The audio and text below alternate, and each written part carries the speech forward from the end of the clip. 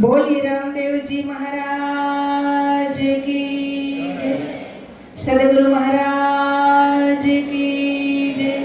हरि ओम नमः पार्वती पतये, हर हर महादेव।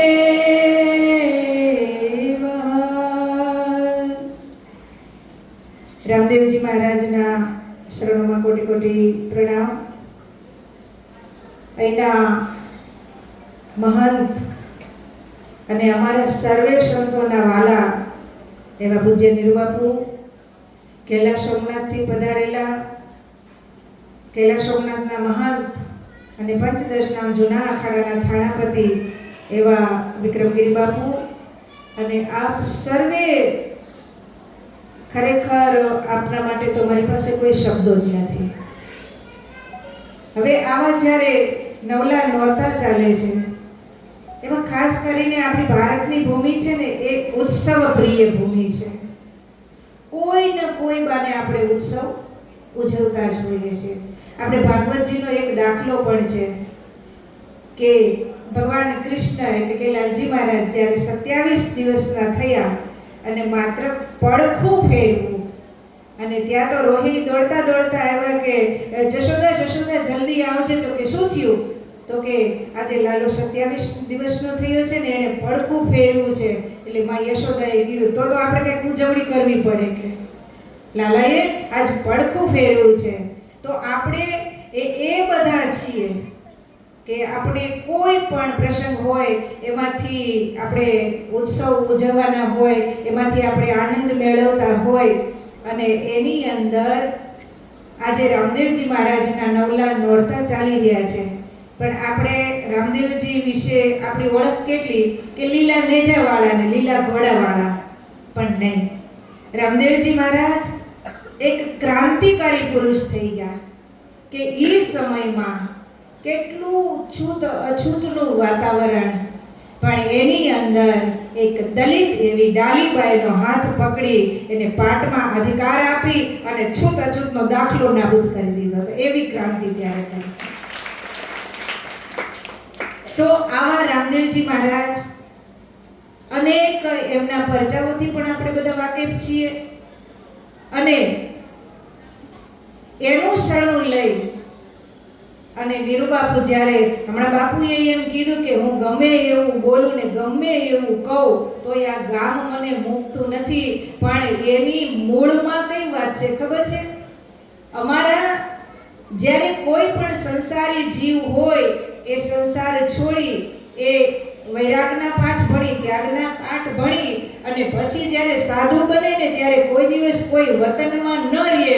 પણ બાપુએ વર્ષો પહેલા વિચાર કરેલો કે જે કાંઈ થાય, મને માન મળે અપમાન મળે, મને જે કાંઈ મળે, પણ હું આ ગામમાં રહીશ અને અહીંયા જ ભક્તિ કરીશ ને અહીંયા જ ધૂણો ચેતન કરીશ। તો એ સમયે બાપુએ ગામ નથી મૂક્યું તો આપણે કઈ રીતે મૂકી શકવાના છીએ? આ તો અરસપરસ છે ને બધું। એ સમયે જો બાપુ ગામ મૂકીને વયા ગયા હોત ને બીજે ક્યાંય આશ્રમ બનાવ્યો હોત તો તમારે બધાને ત્યાં લાંબુ થવું પડે। પણ બાપુએ એ સમયે પણ તમારા ગામને મહત્વ આપ્યું કે જે કાંઈ થાય હું અહીંયા જ તપ કરીશ, અહીંયા જ મારો નિર્વાહ કરીશ અને અહીંયા જ મારે રામદેવ પીરની સ્થાપના કરવીશ। રામદેવજી મહારાજ ખૂબ દયાળુ છે।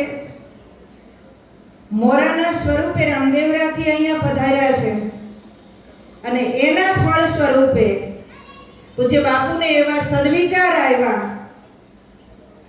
અને બાપુએ વિચાર કર્યો કે આ જે 12 વર્ષનું, હમણાં 2 દિવસ પહેલા પૂજ્ય વિજય બાપુ સત્તાધારના મહંત મારા આશ્રમે પધરામણી કરી હતી, એટલે એ સમયે અમે ઘણા સંતોની ચર્ચા કરી અને ત્યારે જ મેં વિજય બાપુને કીધું તું, મેં કીધું બાપુ બધા જ અનુષ્ઠાન થઈ શકે, આ પૃથ્વી ઉપર કાંઈ અશક્ય નથી, પણ આજે આટલા સંતોની વચ્ચે જે નિરૂબાપુનું અનુષ્ઠાન છે એવી કોઈની તાકાત પણ નથી કરી શકતી।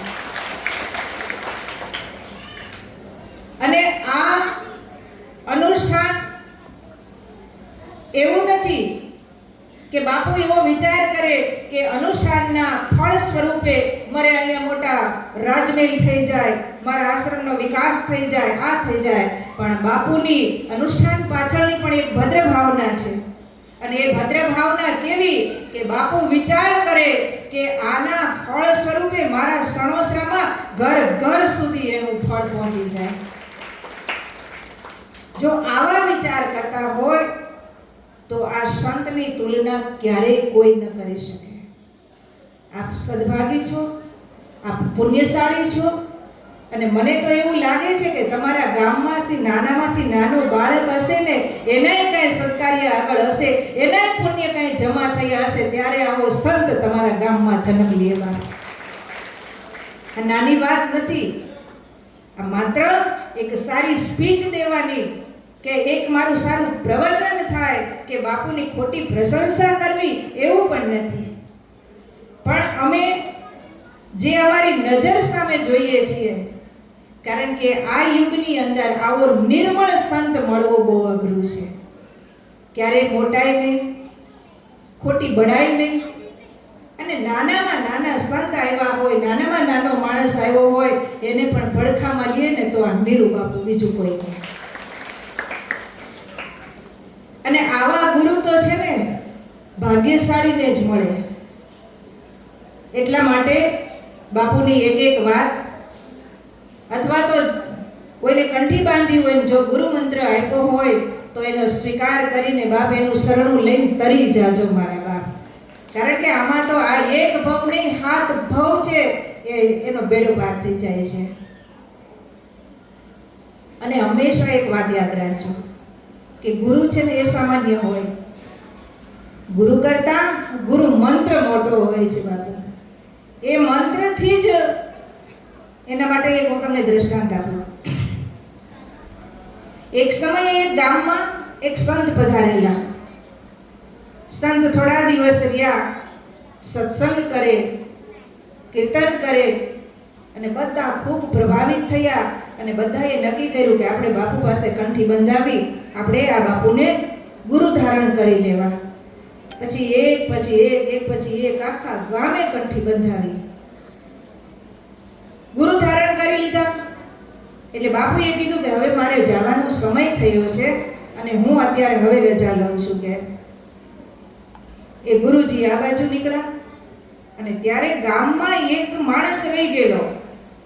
હવે એને ગામમાં પ્રવેશ કર્યો એટલે બધાએ કીધું કે આજે તો અમે ગુરુ ધારણ કર્યા, બધાના ગુરુ થઈ ગયા. કે એને ખૂબ અફસોસ થયો. એ કે ગુરુજી ગયા ક્યાં? તો કે હજી જાજી વાર નથી થઈ, હજી હમણાં જ ગયા છે. એટલે તરત જ પાછળ દોડ્યો, એ બાપજી ઉભા રહ્યો, બાપુજી ઉભા રહ્યો, મારે રહી ગયા છે, મારે ગુરુ ધારણ કરવાના છે. બાપુ કે અત્યારે નહીં, હવે મારે સમય નથી, હવે મારે જવું છે. અરે બાપજી હું એક જ બાકી છું, મને આપતા જાઓ ગુરુ મંત્ર, મને આપતા જાઓ. એટલે ગુરુજીએ કીધું કે નહીં, અત્યારે તો મારે નાવાનો સમય થઈ ગયો છે, હવે તો હું જાઉં છું. કે હાથમાં મોટો ત્રાંબાનો લોટો છે. ગુરુજી આગળ જાય છે એટલે વળી પાછળ દોડતો આવ્યો કે મને આપતા જાઓ, મને આપતા જાઓ, હું એક રહી જઈશ. બાપુ મારી ભૂલ શું છે, મને આપતા જાઓ. એટલે બાપુએ કીધું કે એક લોટા મારુંગા ને તો સર ફોડ દઉંગા. કે હવે પેલો ભલો ભાળો